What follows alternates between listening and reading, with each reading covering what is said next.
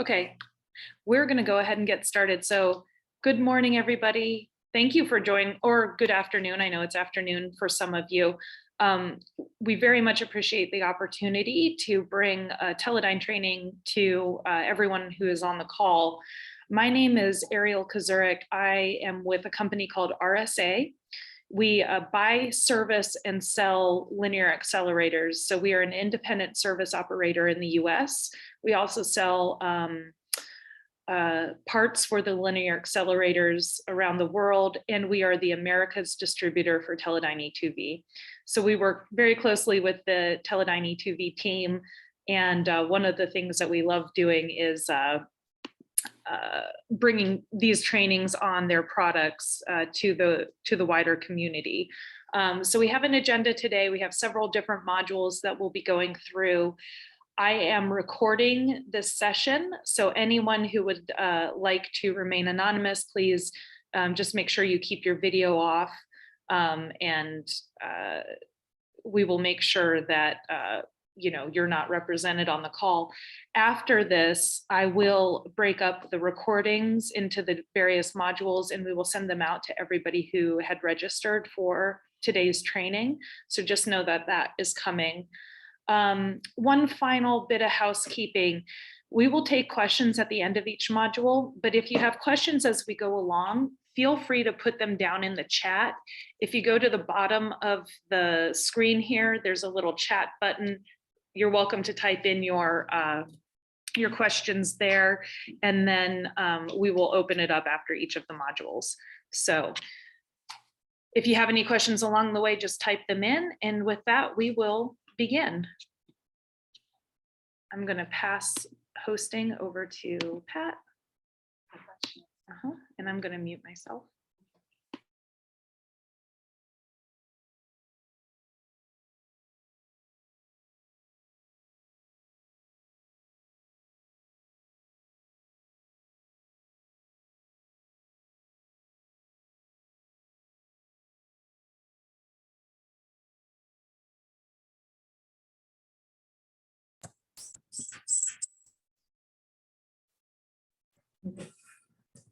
So hi everybody, and welcome to this.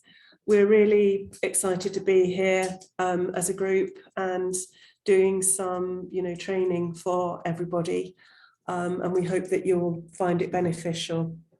I've just got a few slides as a bit of an introduction to Teledyne e2v, so I'll go through those and then we'll move on to Thyratrons, magnetrons and solid state modulators.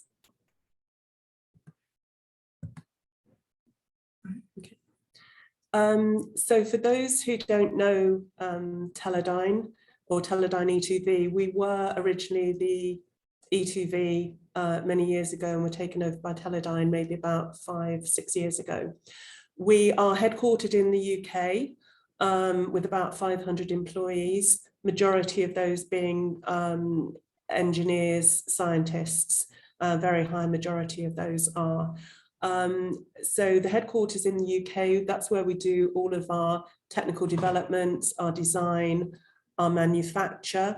In China, we have a small facility in Beijing, which we set up in 2012, and there we do some assembly work. So not the manufacture of the Thyratrons and the magnetrons, but maybe some sub-assembly work, and we have a small team of people working there. We work very closely with all of our customers, so the big OEMs of Varian, Electa, Accuray, and we work closely with those with our new product developments to become designed into their new radiotherapy systems.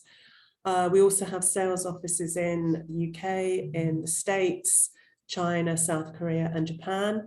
And outside of that, we work closely with our channel partners, such as RSA, to support hospitals and provide spares throughout the rest of the world. So the majority of the products that we do, that you probably are quite familiar with, are the Thyratrons, a range of Thyratrons, and also a range of magnetrons, from those that have been around for a long time to sort of new developments as well. We also supply accessories to both those Thyratrons and the magnetrons, and I'll let the guys talk about those in much more detail. New area that we are moving into is we do solid state modulators, then mainly on the Accuray systems, but we are developing a new smaller footprint and lightweight option of a solid state modulator, which again, Harriet will talk about in a bit more detail. And finally, we are moving into subsystems. Majority, this slide just really shows who our major radiotherapy customers are. Our products are found in over 90% of radiotherapy systems globally, and that's something that, you know, as a company we're really proud of. So our key customers in the States, we have Accuray, we have Varian, mainly based in the UK, we have Elekta, and then the newer companies of Reflection and Zap, and in China mainly people like Xinhua and also Shanghai United Imaging. So these are the key radiotherapy customers that we supply into. And this, I'm just another couple of slides just to another couple of slides just showing the key products that go into some of those key systems. So for Accuray, their HiArt and their Radixact system, we have our magnetron and also electromagnet and our solid state modulator. And for CyberKnife, we have just used to be 2 Thyratrons and now it is just 1 Thyratron. So that's what we supply into Accuray. Into Elekta, they've got a couple of different systems that we are mainly supplying into. So their Precise and Synergy system, it's a magnetron, and then we've got a Thyratron, the CX1154L, and then we have a range of accessories. And into their newer MRI Linac system, Unity, we have our blue top magnetron. And then finally, just looking at the 2 Varian, their 2 key systems. We, on TrueBeam Trilogy, we have a couple of Thyratrons, CX1140 LGC is the new variant, and then the 8503K. And on Halcyon, we have one of our magnetrons, but we also actually do an assembly for Varian. So it doesn't just include the magnetron, it also includes some other things around that, which Dan will talk to. So that's just a quick introduction to Teledyne e2v and the main products that we have going on to the main manufacturer's systems. Okay.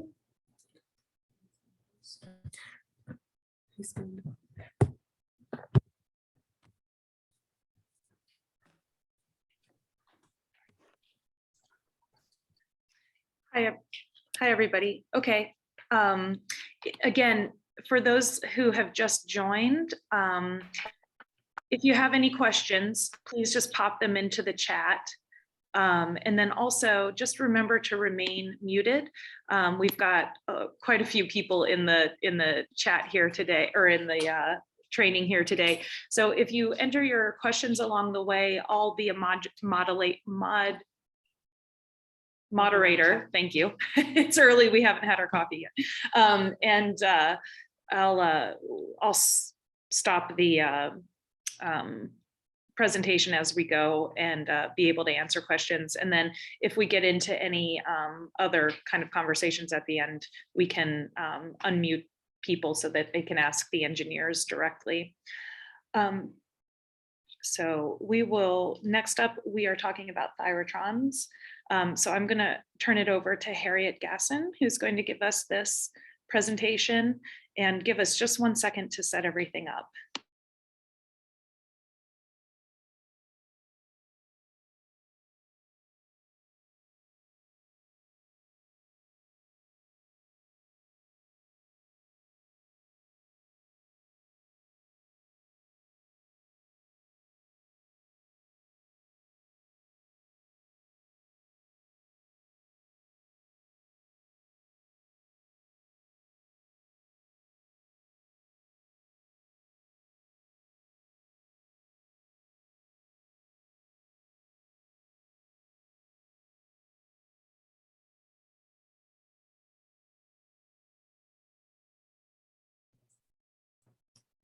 Hello, everybody.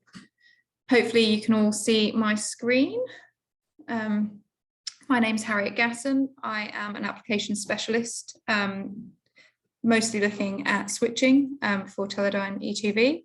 I'm going to talk to you first today about Thyratrons. So let's jump in.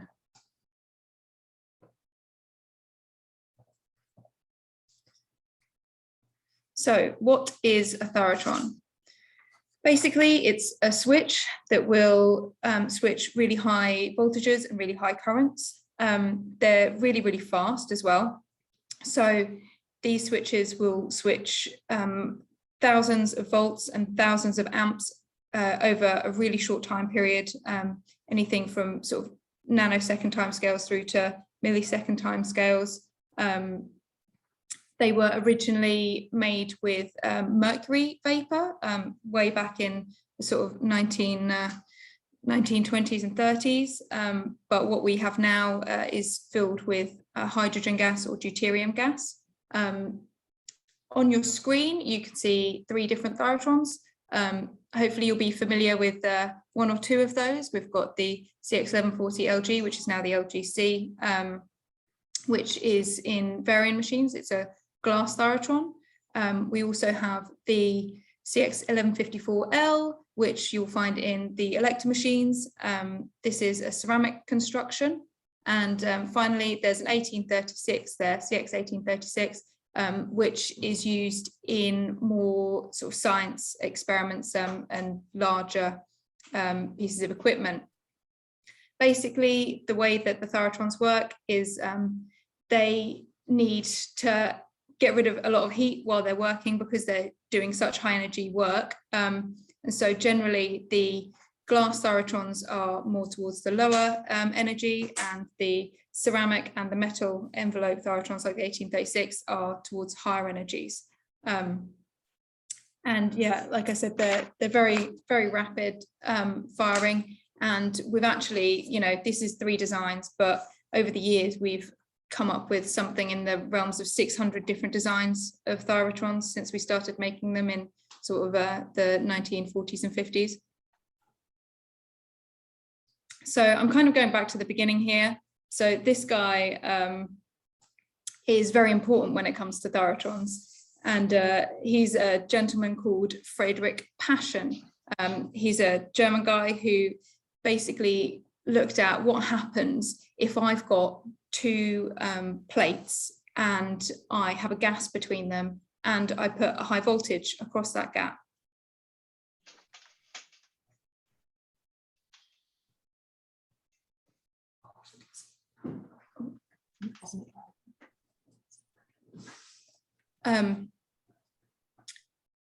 So yeah, he looked at what happens when you've got these 2 plates with the gas between them.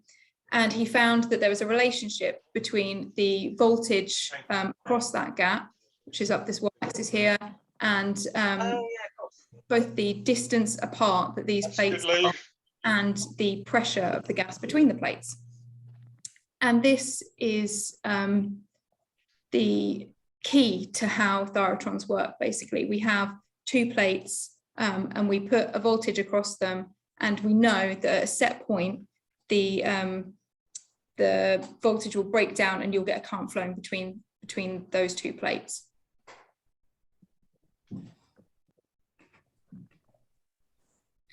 So this is the basic construction of the majority of Thyratrons. So at the top here, we've got an anode. That would be the positive charge plate. And then you've got a cathode at the bottom, which is going to provide you with electrons. We then have 2 grids here, grid 1 and grid 2, which control the pulses. So these are what allow us to say when the Thyratron is going to pulse. And in this bottom corner here, we've also got a reservoir represented. These reservoirs contain gas, and that's how we fill the tube with either the hydrogen or deuterium that it needs to use as a switching medium. So the way that these work, hopefully you'll be familiar with the fact that you have to have a bit of a preheating time on them. It can be anything from sort of 5 minutes to 15 minutes, depending on the type of device that you've got. And what happens is that we heat the cathode up and we heat the reservoir up. Now, the cathode needs to be heated so that it can release electrons, and these are what conduct our electricity. We then heat the reservoir up so that we can fill the tube with the gas, and the gas is really important for the switching. So what happens to make this gas, which in other situations would be inert, to become conducting, is that all of the so the gas is freely in the tube, and then we put a voltage across this first grid. When we do this, we create a small pocket of plasma in the between the cathode and that grid. This plasma is conductive, so basically it's like putting a wire between these two parts of the device, and you get a small level of conduction. So once we have got this small pocket, we can then ask it to provide electrons further up the tube by pulsing our next grid.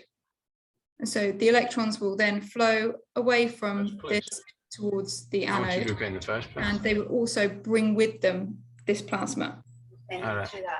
So this now means that we actually have a conductive path all the way from our cathode to our anode. So we are now transferring our current through the device, and we've got that conduction for the time that we keep the voltage up.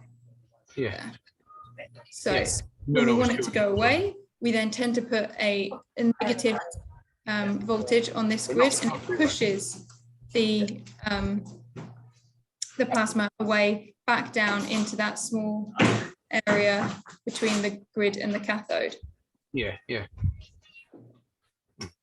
I've got a quick video here which will show you a little bit about how the devices are constructed and how they're tested. So this is some of the construction for our CX1140 LGCs here that you can see. And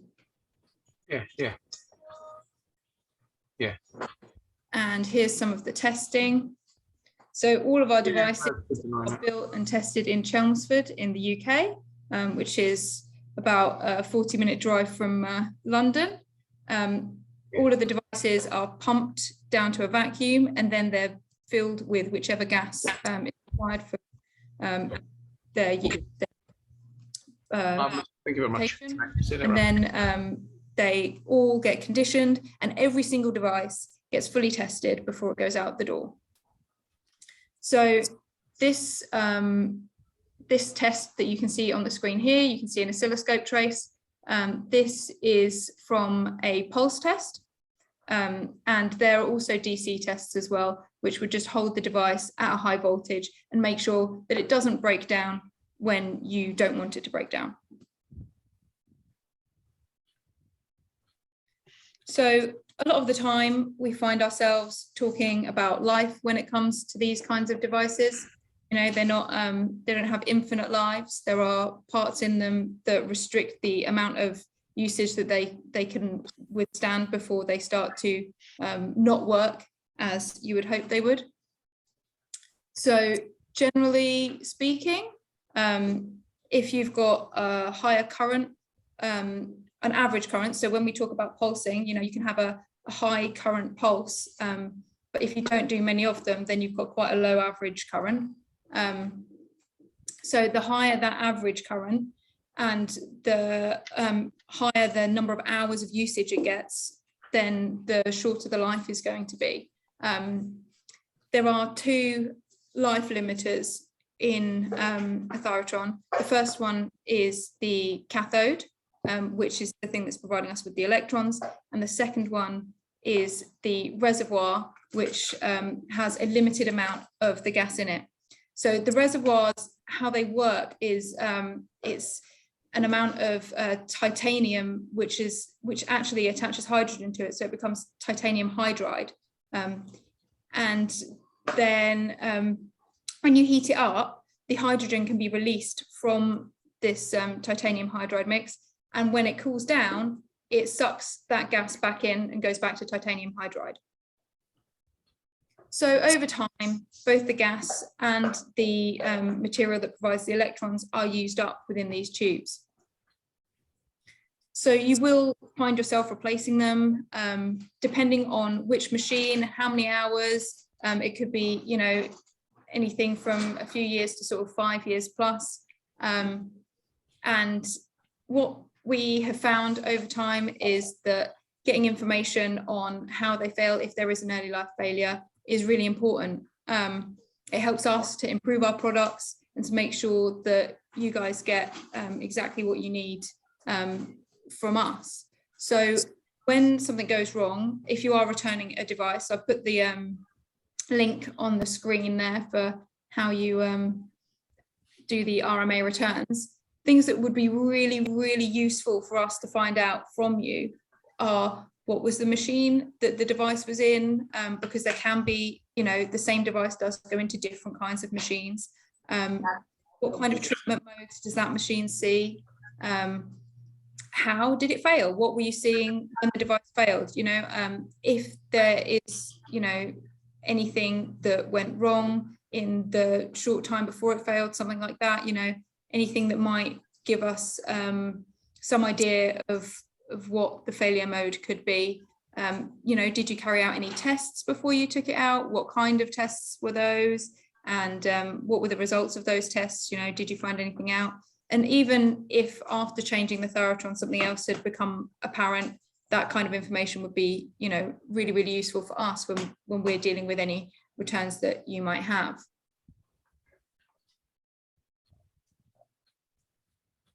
So I'm going to talk a little bit about some of the failure modes that you might see with Thyratrons. This first one is HVOC. I'm sure a few of you will be very familiar with that term. So what is it? So it's high voltage over current. These trips can occur when you get what we call pre-fires. So a pre-fire is when a Thyratron conducts when you haven't told it to. So usually you would say, right, I want a pulse right now, but sometimes there can be going on within the device that cause it to conduct when you haven't given it that signal to actually conduct. And sometimes you can get an HVOC error when that does happen. It's not always the case that you have these pre-fires when you get an HVOC warning, but it can often be the case that you will see more of these kind of errors towards the end of life of the devices. So on your screen now is a picture of quite a bad set of pre-fires. So you can see that the device, so it's quite regular conduction here, and then you can see that it's actually pre-fired in here, and you've got this current happening after the pre-fire. So that's what the failure mode sort of tells you, is a high voltage over current. So you're getting more current than you expected. Something else that has come up over time has been that there are discolorations on the pins at the bottom of the Thyratron. This picture is of one of the older style Thyratrons with the metal base, and something else that has happened is when we change these bases, hopefully many of you will have seen the new bases, which are made of special engineering plastic. These metal ones actually have like a metal around the edge of them, which hides the shoulder of the pin. But the new style ones don't have that lip. So it can look like the Thyratron is sitting higher in the socket, actually sitting exactly the same height. It's just that you can actually see the shoulder of the pin now where you couldn't before. You can get discoloration on these pins in the blue circle regions. It shouldn't happen very often, but it can happen if you've got a bad connection between the socket and the pin. And what you will see is it will get darker around the pin, and you might see some pitting or something if it's got really bad. I would advise you, if you do see discoloration, to check not only the Thyratron but the socket that it's in as well, because if you've damaged that socket, then the next Thyratron that you would put in may also be damaged because that socket is no longer providing a good connection to the Thyratron.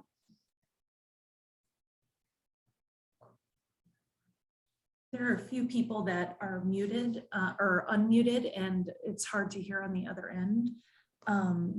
So if everyone could please mute, and I think you can actually mute it. Participants, yeah. And then just mute. Yeah, perfect. Thanks, everybody.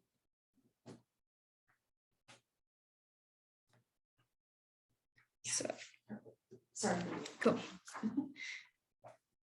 So another thing that people have come up with as what might be perceived as a problem is that sometimes that you get a mirror finish on the inside of the glass of a Thyratron. Now, while this can look kind of alarming, it's absolutely nothing to worry about. It is a normal part of Thyratron life. They will work absolutely fine. It's just because sometimes you get these high energy collisions that happen between particles and the metal that's inside the Thyratron, and it will be ejected and it cools and leaves a thin layer of metal on the inside of that glass. It's not within the working region of the device, and so, you know, it's absolutely nothing to worry about, just a standard part of life that, you know, you will see over time.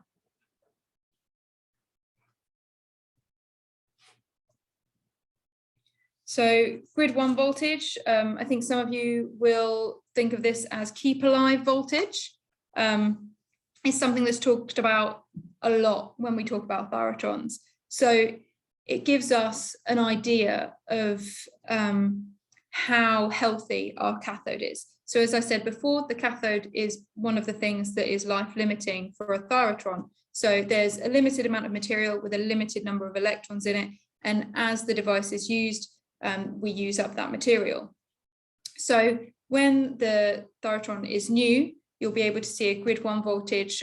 So this is when we draw a very small current between the cathode and the grid 1, and we see what voltage it takes to draw that set amount of current. When the devices are new, you'll get something between, say, 17 and 21 volts, usually around the 18 mark. And as the device ages, you can see this actually increase. So sometimes people will use that as part of sort of the preventative maintenance kind of scheduling and say, well, when we get to a certain level, we'll order a new Thyratron and things like that. It's not entirely clear exactly when a device is going to fail, but I think people tend to get a bit of a feel for their machines, and some machines are predictable about when you get to a certain sort of level, the Thyratron is close to failure. But basically, the way I think about grid 1 voltage is a little bit like a tube of toothpaste. So at the beginning, when you want to load your toothbrush up, you give it a little bit of a squeeze and you get the amount of toothpaste you need. And that kind of carries on for a while. But then when you get towards the end, you're having to squeeze it and push it harder and harder to get the same amount of toothpaste out. And so that's kind of the same as this grid 1 voltage tells us how much effort we need to put in to get those electrons out. And the longer, the longer through life we are, probably the more effort we're going to have to put into dragging those electrons out of the cathode. So measuring the grid 1 voltage is important. And I think, yeah, a lot of people do put it in their PM plans. And it isn't the, be all end all of how you tell whether your device is going to be living for another year or not. We've had devices that have got over 30 volts on their grid 1 and are still happily pulsing away, whereas others will fail before they get to 30 volts. So, it's not that you know, it's not a singular thing that can tell us when the device is going to come to its end of life, but it is something that can give us an indication that maybe we are coming closer towards the end of life as it, you know, goes up.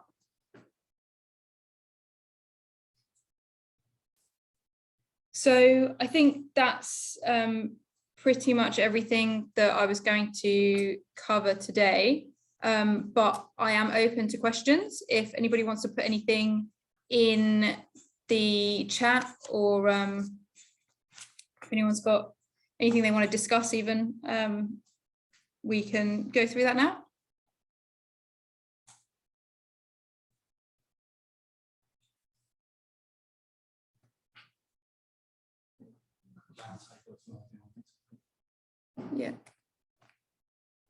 Yeah, if you've got any questions later on, I think we've got a round table after we've done all of our talks, so you know, you don't have to ask now.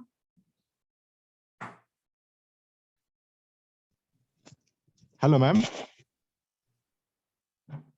Hello. Ma'am, my question is, how much is the maximum life of the Thyratron?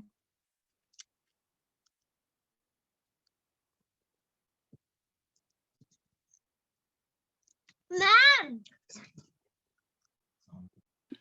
Hey, everybody. So we are going to take a quick 5-minute break before we go on to the next session, which will be talking about modulators.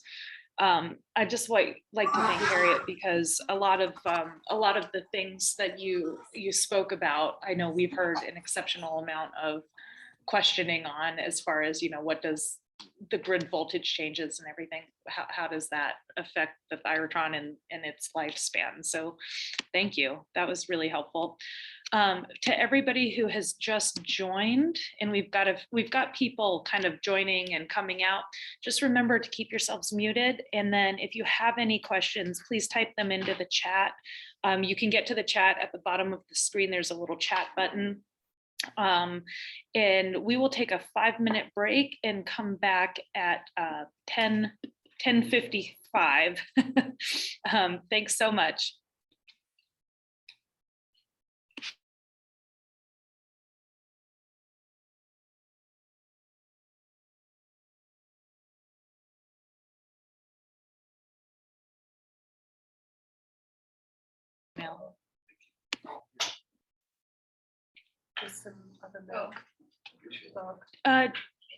Let's see, who's put their hand up? Daniel? And Anil? How can you see that? Oh, interesting. Oh, Anil, I'm going to ask you to unmute. I think you might have a question.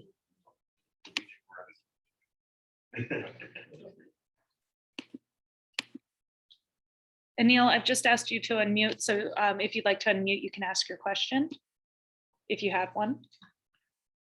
Oh, so Anil asks, how is the max life of the Thyratron filament?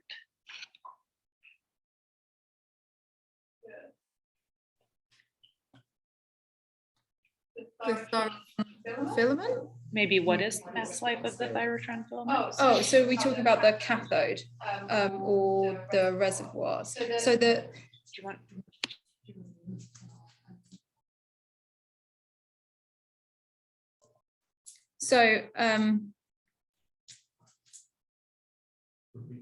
So I think what had been asked is what the maximum life of the Thyratron, I think it was, what is the filament? Mm-hmm. So I think, well, with the cathode and the reservoir, so the cathode, the maximum life is going to be down to like how hard it's used. So like I said earlier, the average current and things like that really affect the amount of life that you'll get out of your device. So, and the number of hours that you're using. So we tend to talk about Thyratron life in hours of use rather than you know, days, months, or years, because you know, in an average week, one place might be using it you know, 8 hours a day every day, and somewhere else might only be using the device for, you know, 2 hours a week. And so if you try and measure it in months and years, it's going to be really different across different machines, different hospitals. But basically, the life is limited by the quantity of gas and the quantity of cathode material you have access to. So as you pulse the device, you use up the electrons from the cathode, and as you pulse the device, you use up some of the gas that's in the reservoirs, and eventually, usually one or the other of those will deplete itself enough that you won't be conducting properly anymore. Now, if we're talking about in specific machines, the life can be really varied depending on what the treatment mode you're using, because sometimes, you know, across one machine, you might have 2 or 3 different treatment modes, and those actually stress the devices inside the machine really differently. So you might say that, you know, one of your machines that's on actually like quite a high energy pulse, the life looks shorter than one that's on a lower energy pulse. But if you're looking in sort of years and months, but actually if you look at the number of pulses that they've done and the, you know, see that the average current might be higher on one than the other, you know, that's kind of a fair thing for the device to have, you know. So it's not like there's one thing that you can pinpoint and say that is why the device will die, or this is, you know, how you will know when it's coming to the end of its life. It's just a sort of, each machine and each usage case will probably have its own kind of natural path. And, you know, you might find in your hospitals, you've got one machine that will use an 1140 LGC, for example, for 3 years, and it's generally replaced every 3 years. But then you've got another one that it might last 5 years, and that one will generally keep going with the 5-year rate. And it's just how the devices are used and how, you know, how much they're stressed over their time. These devices will do many, many, many millions of pulses over their lifetimes. And yeah, it's just really sort of exactly what those conditions are. And every single machine is going to be very slightly different in those conditions. So you can't really put a number on where you think that that's going to end, which is why we sort of recommend people monitoring that grid 1 voltage over time, because you can sort of see an upward trend in general towards the end of life of these devices. But like I said, that's not always the case, because there are other modes of failure. So, you know, sometimes you will get a device that fails, but, you know, it's been working for 3 years and it's still got a grid 1 voltage of 22 volts or something. But, you know, it's just because there's something else in the device that's run out that, you know, gives you that end of life sort of diagnosis. Yeah, and then Neil went further to kind of say, since I purchased the ceramic Thyratron, you know, with the warranty of 500 hours. Yeah, so the warranty is not necessarily a reflection on how many hours we think it's going to last. So the warranty is like our guarantee as a manufacturer that you won't have like the early life failures. But basically, yeah, the devices can last, you know, depending on your machine, 3-5 years, I think is generally what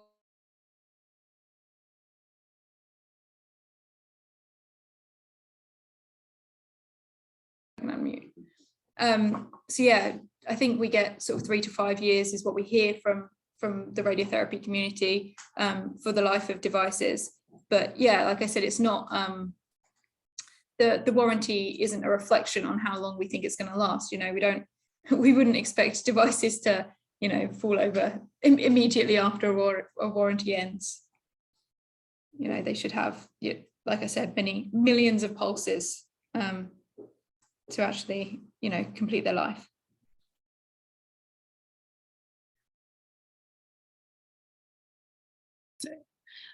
Any other questions out there? Just remember to type them into the chat. Next up, we'll be talking about modulators. That is set to begin at 11:15, but we may start that a bit earlier. About 11, yeah. So we'll take a 5-minute break and come back at 11 and begin our discussion on modulators. Thanks, everybody.